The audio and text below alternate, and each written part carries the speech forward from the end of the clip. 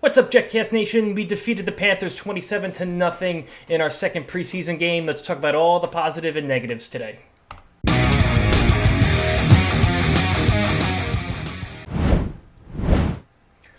Ray, what is going on? What'd you think of the game? A lot of positives, some negatives, but overall, I think it's a positive feeling that a lot of Jet fans got out of this game. You know, we saw the defensive line just absolutely dominate the Panthers' number one offensive line, mind you not. Yep. Our backups were dominating their number ones. And we heard about it all week long at camp that supposedly in practice the Jets were dominating their offensive line, but it's great to see in a game. And let's get right to it, Pat. Will freaking McDonald looks like an animal out there. I know it's preseason. I'm trying to hold the hype, but he's out there against number ones. The left tackle could not keep up with him, period. And then Will, if you watch, he's so smart and headsy.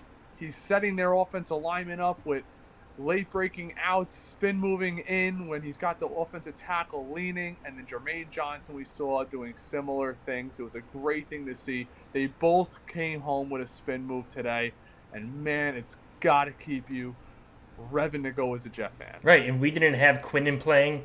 We didn't have JFM playing. Carl Lawson is banged up.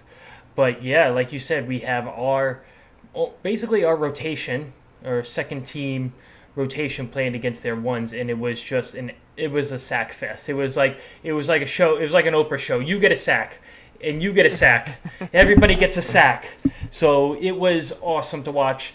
The offense, Zach looked fine to me. Switching over to the offensive side of the ball, he looked okay. He wasn't bouncing passes. Obviously, he looked better with the first team out there, even though Garrett Wilson and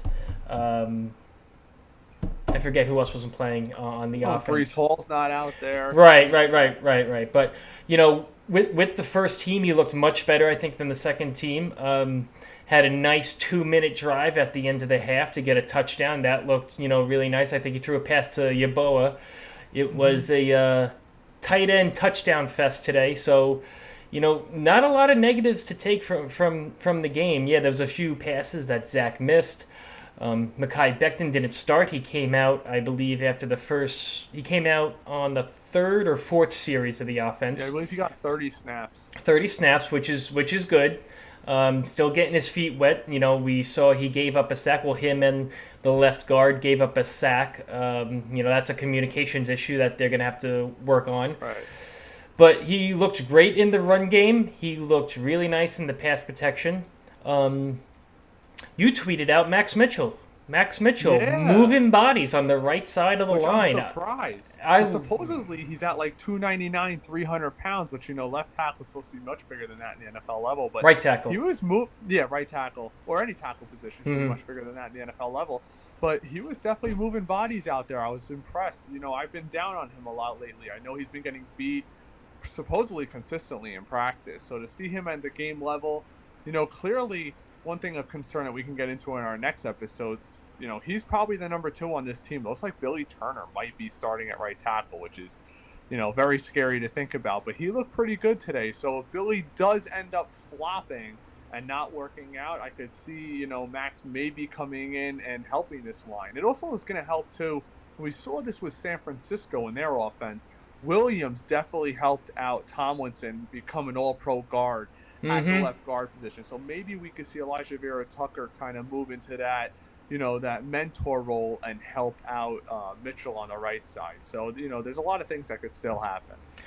Michael Carter, I think, had a great game. He's making his pitch to be RB2 and have it not be a competition at that spot. He looked like he reverted back to his rookie year, which in his case is a great thing. He looked fast, he looked healthy, he looked decisive in his cuts. Izzy, again, very quick. I think he needs to, develop that vision a little bit. There were a few plays there where I wish he would have made a different cut or would have seen something and would have put his foot in the ground. But again, another spin move now on the offensive side of the ball on that long run that we thought was a touchdown was called back a little short there. But Izzy with a spin move. The running backs looked great. Again, I mean, there's not a lot of negatives you could take from this. I'm really excited to see who's going to play next week against Tampa. I know that's usually that would be the dress rehearsal for the season. You have a lot of starters in there, and usually the last game, it's all guys trying to get on tape. But I mean, I'm at a loss. I think this team is really set for the season. The offensive line, there's some questions there, but they're going to put the best 5 guys out there. But in all, great performance.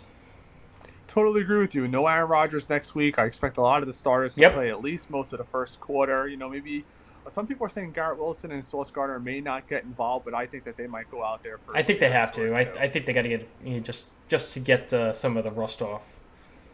Right. Totally agree. All right. So thanks, guys, for hanging out with us for a few minutes here. We're gonna have another halftime space next week. We're gonna have a few more interviews before that on YouTube. Remember, we're sponsored by SeatGeek. Use code JetCast at checkout for $20 off your order. And we'll talk to you guys next time. Go Jets. Go Jets.